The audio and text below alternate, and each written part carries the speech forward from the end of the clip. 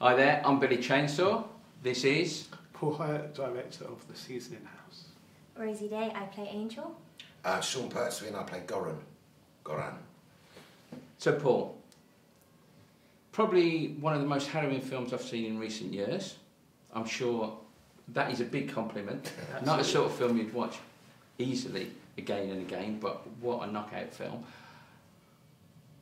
Where did you get the idea for it? Because you co-wrote it as well, didn't you? Yeah, there's a few people that wrote on the project. The original idea came from Helen Sunderland. She gave me a tag of... She'd been doing a lot of research into the subject of sex trafficking and girls being trafficked. And she said to me, you know, what would be a great idea is a young deaf-mute girl that's been sold to a brothel and she lives in the walls. And I thought, you know something, that's a cool idea. So then I went away and I built structure of the story. And then I brought on a co-writer, Colin Palmer, and we literally, you know, wrote the script in about 2 months. But I pretty much worked out the structure of the story, the characters, and then he came along and we really developed it as a finished script. Because it's a very claustrophobic setting and story. You know, it's kind of like the deeper you go into the deeper you go into the film, it becomes more tunnelled, you know, and it closes in on everybody. Rosie, for sure, because she's scuttering around, and then yourself, sir. Well, yeah, I mean, that's the interesting thing about it for me was the fact that when I first spoke to Paul about it, was that Rosie's character, Angel, is a prisoner within a prison in many respects, and why would she know any different? And it's only the sort of the rude awakening of the outside world which actually sort of breaks that opiatic haze which you experience, the mundanity of it. You start to think it's normal, and as an audience, it's a tough watch. It's a big ask to watch this sort of this abuse of girls for so long, through sort of physically and through mentally and through torture, basically by being chained to beds and force-fed heroin. And then you see the rude awakening, which is basically the real world arriving, the people who originally put them there. So that's something that I found very sort of intriguing about the script, and had it not gone through 12 drafts, I wouldn't have been here. You know? Well, you've played similar hard-hitting characters as the one you play in this. And it's kind of, and you seem like a really nice bloke, so how do you get into such a character? Yeah, well, I mean, the thing is about Goran is that he is a thug, but he's relatively well read, and he was put in a position of power during this conflict, whereby they get sort of a false sense of sort of elation in many respects, and that he reverts back to type again. He reverts to being who he was, which was a gangster, and the fact that Rosie's girl, Angel dispatches someone, becomes a revenge process. So he reverts to type. You know, you can't take the cat out of the tiger, really. So he reverts to type, much against the fact that he's trying to exude this persona of a legitimate paramilitary leader to being a legitimate businessman, which is when you meet him. You know. So Rosie, your character, she's deaf and dumb, so how much research did you do into that? Did you... I'd done some work with deaf children before, just as charity, so I had experience of working... What, prior to knowing that you were prior getting the to role? even knowing I was doing the seasoning house, so I'd worked around them and saw how they reacted and kind of experienced the world. Obviously Angel was in such an extreme circumstance that I tried to kind of take what I'd learned from them and put it into Angel, but it was quite hard given the circumstances surrounding Angel is so extreme. But yeah, I did a lot of research also into the prostitution of the girls and where it takes place, and I took everything that I thought was necessary for my character.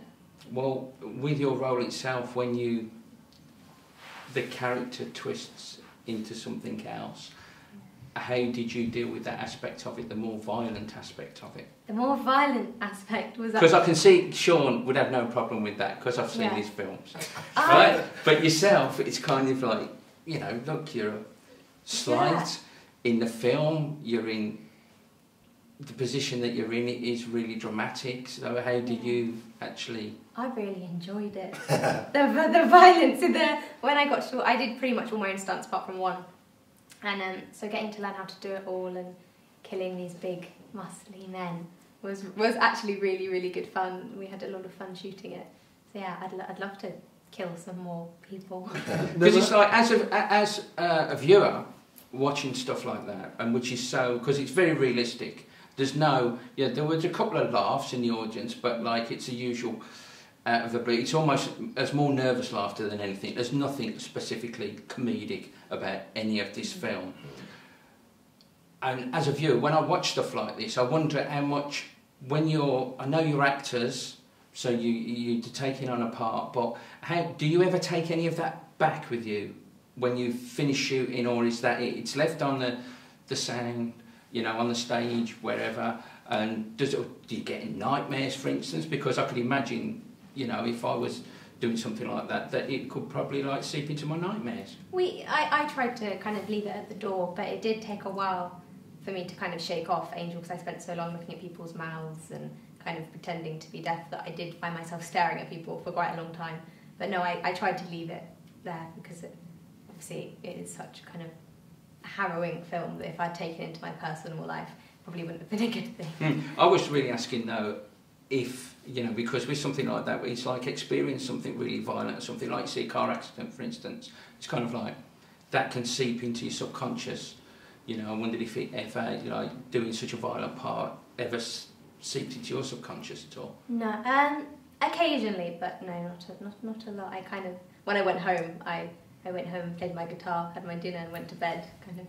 So it is a matter of like leaving it behind. It's good you can, really. Probably best. So Paul, about the actual writing process of it, it's kind of like, we keep going on about how harrowing it is, so how was it, the writing?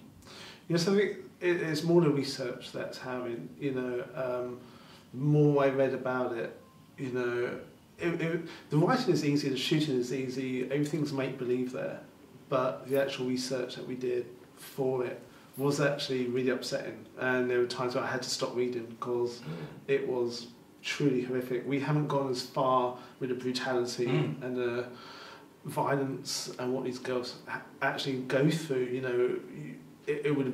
We showed enough of the dark side, the violence, the brutality, the rape to tell a story. But from reading it was truly horrific. So the writing, we didn't want to make something that was too depressing and too, we wanted it to be more of a sort of thrill ride, but being realistic in it. Oh, it's certainly. Like the tension, it's phenomenal, and and it's kind of, once it starts, it becomes like a chase movie as well. Towards the end, there's a lot of genres mixed up in there, and like it just racks up and racks up and racks up the tension.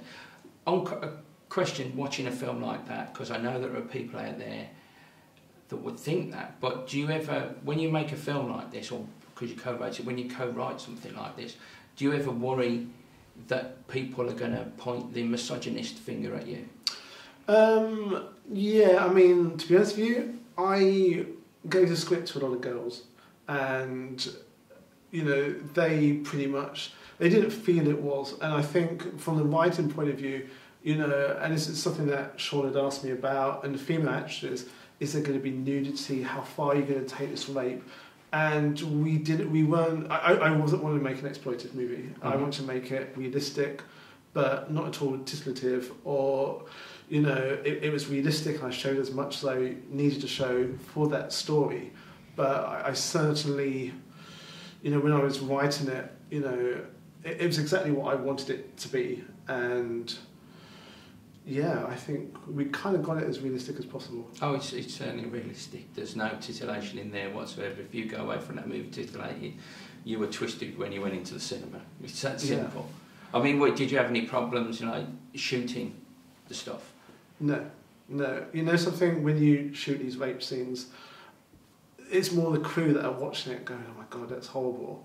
And then we will cut, and the girl actually being raped would get up and go, oh, how was that? Was I okay? Was my hair didn't go in my face? And it's harder to watch. And it's one of the things where we were all a family at that point. We all knew each other. There were hard scenes to watch being shot, but I don't think anyone at any point felt we were doing anything exploitive.